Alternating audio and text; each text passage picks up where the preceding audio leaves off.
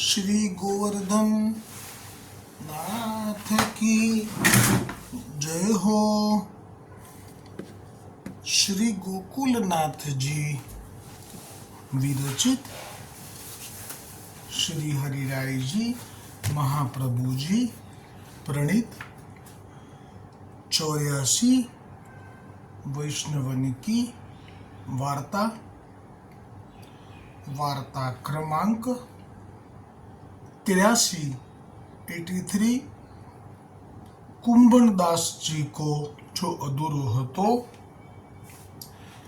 कल यहाँ तक आयो हतो। जो अकबर बादशाह के पास कुंभनदास को एक पद कोई ने गायो, ये सुनी के अकबर बादशाह ने अपनो सिर दुनायो, यानी कि प्रसन्नता हुई। और तभी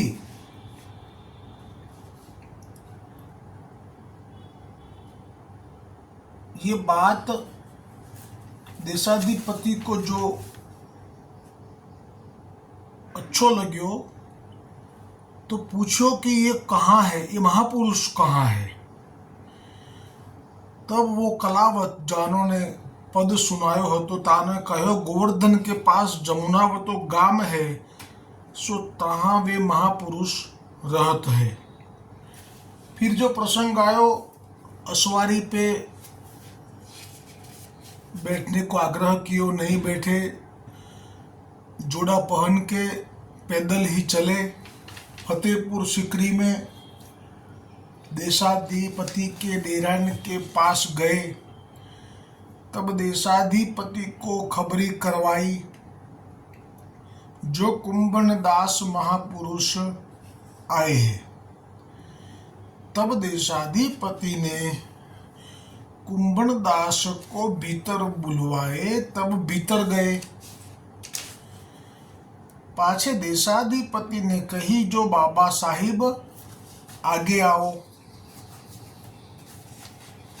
तब कुंभनदास जी तनिया पहरे, फटी मैली पाग, पिछोरा, टूटे जोड़ा सहित देशाधिपति के आगे जाए ठाड़े भये। तब देशाधिपति ने कही जो बाबा साहिब बैठो। सो तहाँ जड़ाऊ रावटी हती, तामे मोतीन की झालरी लागी रही है और सुगंध की लपट आवत है। परंतु कुंभनदास जी के मन में महादुख, जो जीवते मानो नरक में बैठे हूं। सुदर्शन करावे छे श्री गोकुलनाथ जी, कारण के गोकुलनाथ जी आप साक्षात ईश्वर छे एवं श्री गुसाईजीए पण कह्युं छे। अने पेला वैष्णवनुं नाम स्मरण नथी, पण ज्यारे श्री गुसाईजीए लीला करी अने एने विरह थयो, रड्यो अने श्री गोकुल आव्यो, त्यारे श्री गोकुलनाथजीए ये विरह दूर करवा माटे आपे ज आपना गोकुलनाथजीना स्वरूपने बदले श्री गुसाईजीना स्वरूपनुं दर्शन करावेલું છે। અને એ જ આપનું ઈશ્વરપણું સિદ્ધ કરી આપે છે કે આપ સાક્ષાત ઈશ્વર જ છો। અને આપ જ આ કુંભનદાસજીના હૃદયનો ભાવ અને આ દર્શન જે થઈ રહ્યા છે આપને લીલાના, એનું વર્ણન કરી શકો છો। એટલે આપે કહ્યું કે कुंभनदासजी के मन में महादुख, जो जीवते मानो नरक में बैठे हूँ।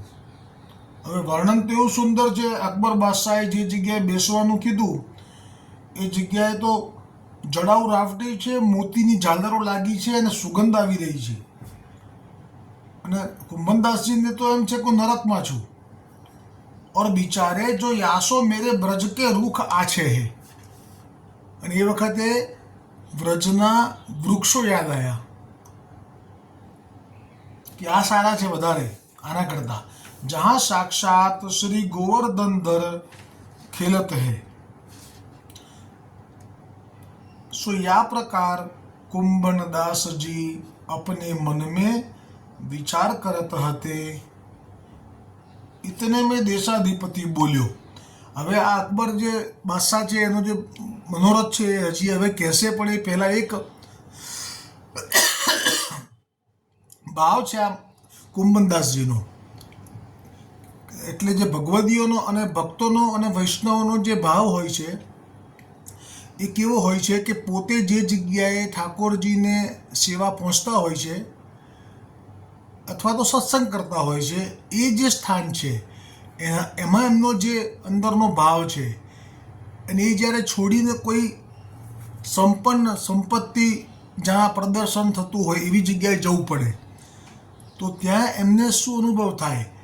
એ કુંભનદાસજીનો અનુભવ એક દોડ છે, એમાં એક જ ટૂંક લઈશ કે વાલા તારો વિયોગ, વાલા તારો વિયોગ દિલડાનું દર્દ છે, દિલડાનું દર્દ એ તો દિલડું જ જાણે, દિલડાનું દર્દ એ તો દિલડું જ જાણે,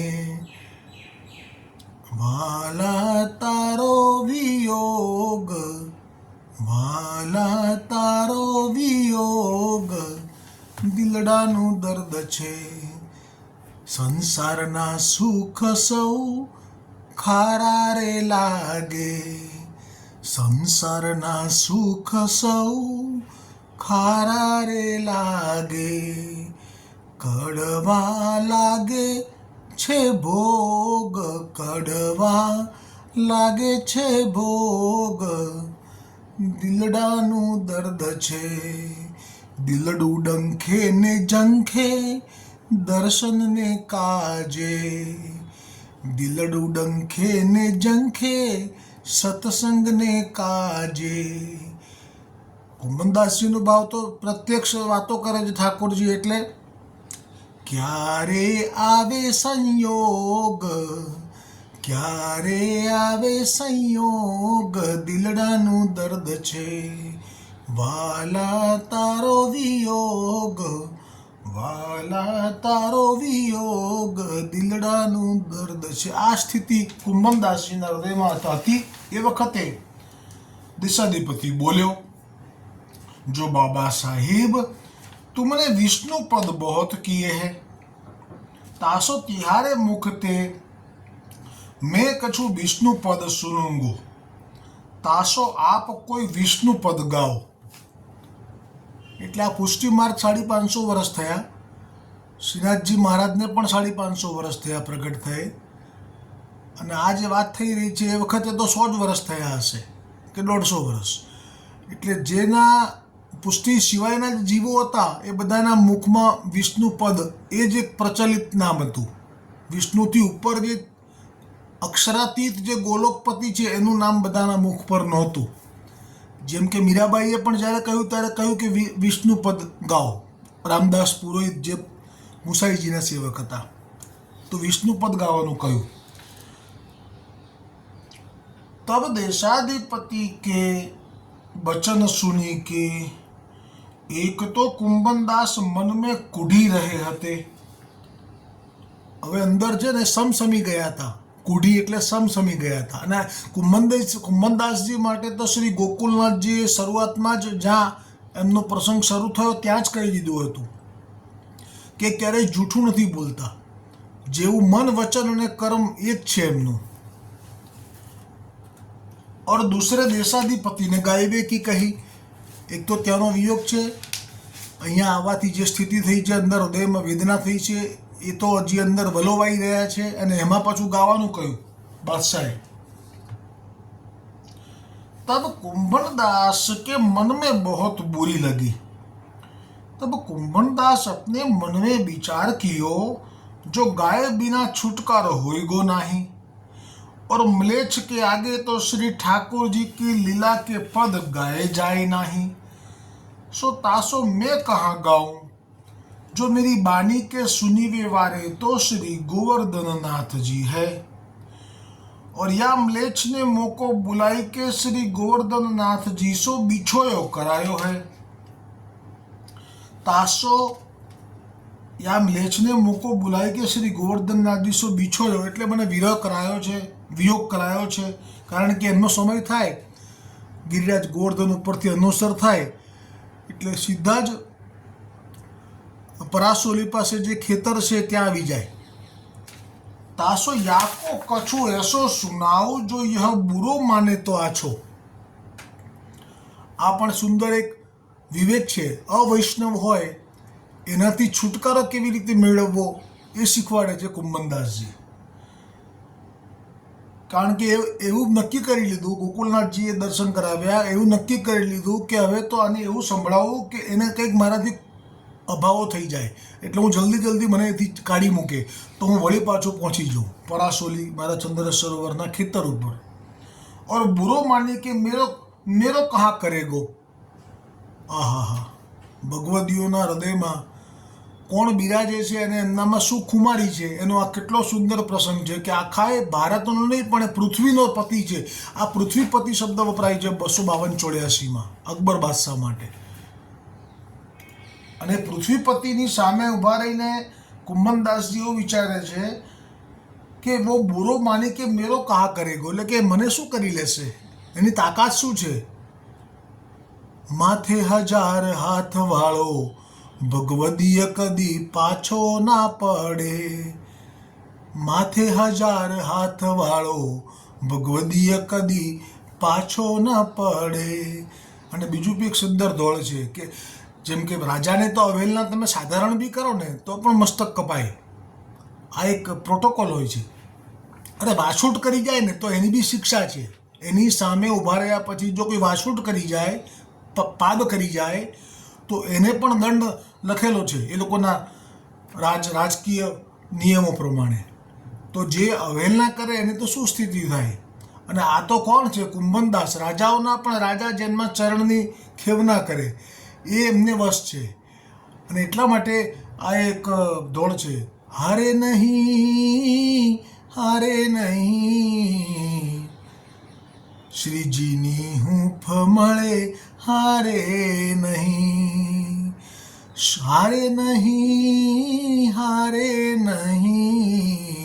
શ્રીજીની હૂંફ મળી, હારે નહીં.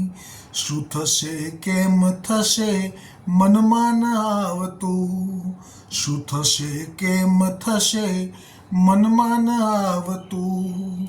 પરિણામ પછી વિચારે નહીં, પરિણામ પછી વિચારે નહીં. શ્રીજીની હૂંફ મળી, હારે નહીં. હારે નહીં શ્રીજીની હૂંફ મળી, હારે નહીં. કેવો એમનામાં હામ કેવી હોય? આંખો મીચીને પછી દોડવાનું વાગે, આંખો મીચીને પછી દોડવાનું વાગે. મૃત્યુનો ભય લાગે ભારે નહીં, મૃત્યુનો ભય લાગે ભારે નહીં. શ્રીજીની હૂંફ મળી, હારે નહીં. એટલે વિચાર્યું કે और बुरो मानी के मेरो कहा करेगो. तब कुंभनदास के मन में यह बात आई, जाको मनमोहन अंगीकार करे, ऐसो केस खसे नहीं सिरते जो जग बेर परे. કેટલો સુંદર ભાવ વ્રજ ભાષામાં વ્યક્ત કર્યો. જાકો મનમોહન અંગીકાર કરે, એસો કેસ ખસે નહીં સિરતે જો જગ બેર કરે. આખી દુનિયા વેરી થઈ જાય પણ જેને મનમોહને અંગીકાર કરી લીધો એસે કેસ ખસે નહીં. અને એનો જેને તાલો મુખ ઉપર હોય એ કોણ? એને આખું જગ પણ વેરી થઈ જાય તો પણ શું એનું બગાડી લે. જેને સહાયક શ્રી ગોપાલ ઉની આચન આવે છે, જેને શ્યામ ધણી રખવાળ ઉની આચન આવે છે. વાંકો વાળ નથી કરનારો દુનિયામાં કોઈ માનવી. આ જે શબ્દો છે એને અનુરૂપ જ દોડ છે એટલે આ ગાયું મેં. સિરતે જો જગ બેર પરે, વાંકો વાળ નથી કરનારો દુનિયામાં કોઈ માનવી, જેને શ્યામ ધણી રખવાળ ઊની આચન આવે છે, જેને સહાયક શ્રી ગોપાલ, જેને સહાયક શ્રી ગોપાલ ઊની आचन आवे छे। सो यह विचार के एक नयो पद करी के कुंभनदास जी ने देशाधिपति के आगे गायो। कोई जातनी फॉर्मालिटी नहीं, એટલે જ શ્રી ગોકુલનાથજી અગાઉથી જ કહી દીધું હતું કે આ જે કુંભનદાસજીનો સ્વભાવ છે કે ક્યારેય જૂઠું બોલતા નથી, એટલે જે અંદર છે મનમાં એ જ બહાર આવ્યું। રાગ સારંગ। ભક્તન કો કહા સિકરી કામ, आवत जावत पनैया टूटी, बिसर गयो हरिनाम, जाको मुख देखे दुखे उपजे, दुख उपजे, ताको करनो पर्यो प्रणाम, कुंभनदास लाल गिरिधर बीनु, यह सब जूठो धाम। जे भाव હતો એ શબ્દે શબ્દે નીતર્યો। પહેલાં કહ્યું કે મારે વળી સિકરી જોડે શું લેવા દેવા, ભક્તન કો કહા સિકરી કામ, ભક્તોને સિકરી સાથે એટલે કે જ્યાં રાજાઓ બિરાજતા હોય એમની સાથે, અન્ય ભક્તોને તો કોઈ કામ ના હોય। આવત જાવત પનૈયા તૂટી, એટલે કે આ ઉપરથી ત્યાંથી આવવું પડ્યું ચાલતા ચાલતા, મારે અમારા જૂતાએ તૂટ્યા એમાં તો, અને હું ભગવાનનું નામ જે ત્યાં લેતો હતો એ બધું તો ના કહેવાય, લીલાની વાત તો નહીં જ કરવી એવું તો નક્કી કર્યું હતું, એટલે એમ તો કહેવાય નહીં કે અનુસર થયો હશે, ગોવર્ધનનાથજી આવ્યા હશે મારા માટે, અને આ બધું તો કહેવાય નહીં, એટલે એમ કહ્યું કે બિસર ગયો હરિનામ, એ છુપાઈ લીધી લીલા। જાકો મુખ દેખે દુઃખ ઉપજે, તાકો કરનો પર્યો પ્રણામ। અને લૌકિક લોકોને એમ થાય કે અમે તો બધા સુંદર વસ્ત્રોના આભૂષણો પહેરીએ એટલે અમારો વટ પડે, પણ એ લૌકિક લોકોનો વટ લૌકિક લોકોની વચ્ચે પડી શકે, પણ અલૌકિક લોકોની સામે લૌકિક લોકોનું મુખ કેવું દેખાતું હશે, તો એ દ્રષ્ટિ અહીંયા ક્લિયર કરી આપે કે જાકો મુખ દેખે દુઃખ ઉપજે, તાકો કરનો પર્યો પ્રણામ, કે જેનું મોઢું જોઈને દુઃખ થાય એમને, ક્યાં આનું મોઢું જોવું પડ્યું અમારે, એને અમારે પ્રણામ કરવા પડ્યા છે આજે, હદ કરી છે કુંભનદાસજીએ તો। કુંભનદાસ લાલ ગિરિધર બીનું यह सब जूठो धाम। અને હવે જે હૈયાનો ભાવ હતો એ ખોલી નાખ્યો કે અમારે તો લાલ ગિરધર એટલે ગોવર્ધનનાથજી સિવાય જે કંઈ છે બીજું એ બધું જૂઠું છે, ખોટું ધામ છે। આ જે સુગંધવાળા સુગંધનો વાયુ વહી રહ્યો છે, મોતીની ઝાલરવાળી અમારી બેઠક સિદ્ધ કરી છે, અમારા માટે બેસવાની વ્યવસ્થા કરી છે, અમારા માટે પાલખી મોકલી, ઘોડા મોકલ્યા, આ બધું જ અમારા માટે જૂઠું છે। સો यह पद कुंभनदास ने गायो, सो सुनी के देशाधिपति ने अपने मन में बहुत कूड्यो, કારણ કે જે લૌકિક હોય ને તો ના સહન કરી શકે, એને જ સતત ક્રોધ આવે, એને તો એટલો બધો ક્રોધ આવ્યો કે અંદર ને અંદર સમસમી ગયો અકબર બાદશાહ।